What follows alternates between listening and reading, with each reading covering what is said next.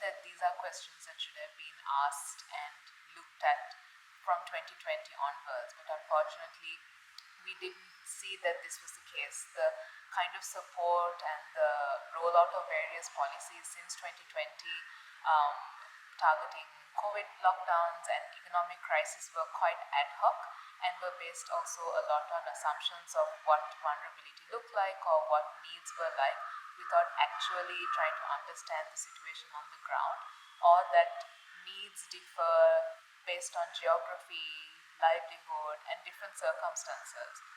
So the best thing the government can do to assist communities in need is to really look at a more universal approach to social protection, without continuously trying to go for targeted programs, and not assuming that poverty and vulnerability looks a particular way, but understanding that it is quite multidimensional.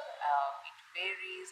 It can actually differ from month to month. It can differ based just from street to street. So in that sense, a one size fits all approach will definitely not work, and that is something the new government or the NPP government should be thinking or considering very seriously, that the approach that we have had to social protection all this time is hugely inadequate.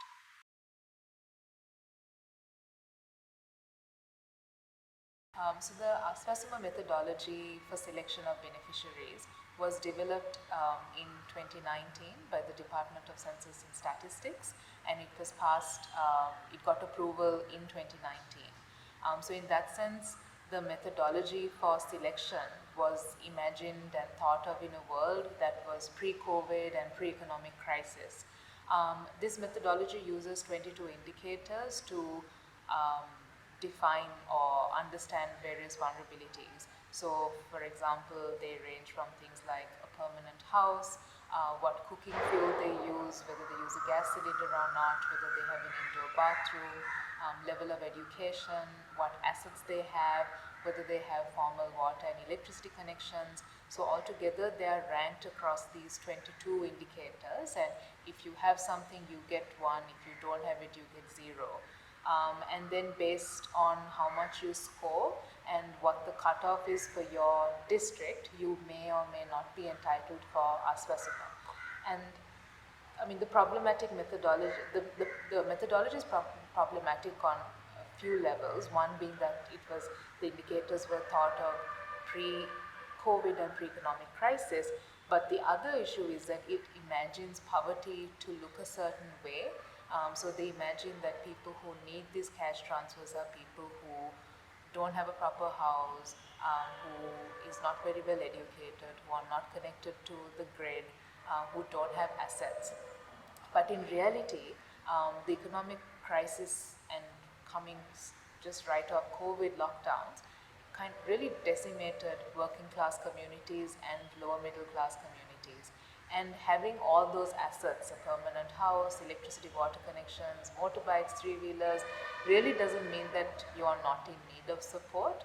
So basically what it essentially does is it penalizes you for having worked hard and accumulated all these assets, invested in these assets and homes.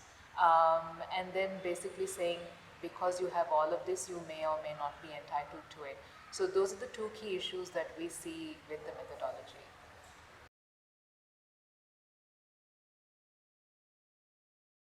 So last year, the National Social Protection policy was passed, and now what we are told is that the strategy to accompany this policy is being put together.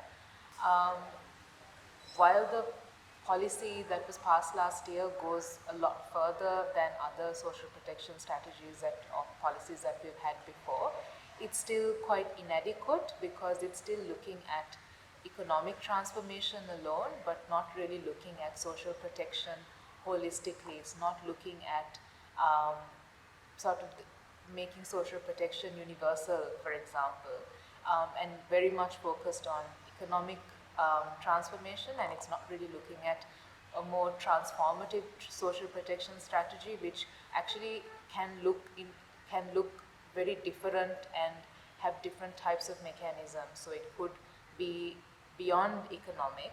So for example, economic would be cash transfers and say insurance plans, whereas something a bit more transformative would looking at social inequity altogether and looking at things like wage bills, domestic worker protection, looking at climate-related protection, so universal school meal programs, elderly benefits, child benefits. So looking at social protection more like a constellation of support instead of assuming that economic transformation alone or economic support alone is adequate to give people protection during crisis.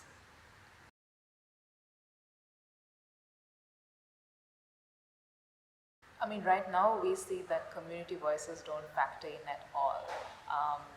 A lot of the policies and policy making and decision making are based on assumptions on what communities look like, what their vulnerabilities are, what, with the complete, so I mean, it's not research or data driven at all. It's based on a lot of almost moralistic assumptions and societal assumptions about people in need. And that we see filtering into a policy process. So in what would be ideal is if communities were, if policymakers or decision makers would actually look at on the ground lived realities of communities and then interact with them, have proper mechanisms to get their feedback where it's not just some tick box exercise where they go meet some random communities, get their feedback, but a more systematic bottom up approach mechanism to actually elicit proper feedback, because when we do talk to communities, they have lots of recommendations and ideas in the way that they would like to be supported. And it's not that everyone is saying give us money. Cash is important, but communities also have a lot of input and ideas because they are the people who are the beneficiaries, but they are the people who are also in need of safety nets.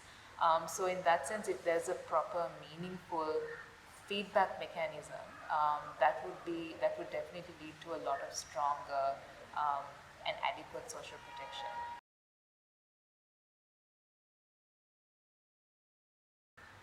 One of the biggest challenges that communities have with regard to policies and policy making is that by the time they find out about certain policies, it has already been approved or passed or being implemented. They never find out about policies that affect them at the beginning, when it's in a design stage or in an ideation stage, or even in a consultation stage, because even when there are consultations, it's very rarely that communities find out about it, because consultations are usually with experts, and communities aren't considered to be experts by policymakers. And when they do try to impact policy, there are so many different barriers, including technical knowledge, or even knowing where to go, who to find out, or who to speak to, or the fact that they don't always speak that technical language is also a barrier. And I don't think people need to speak that technical language at all. That is the part of the policy maker or the person who is drafting it. But the biggest issue really is just on access and information disclosure. Even if you file a right to information request, usually, there is very little information that comes, because we have the same problem, leave alone the communities, just accessing information from government departments. The strategy seems to be to, it's the waiting game. The longer you delay, the longer people will, not be able to follow up or follow through. So I would say that information disclosure and just general access to information and access to the people who are decision makers are some of the bigger barriers that communities face.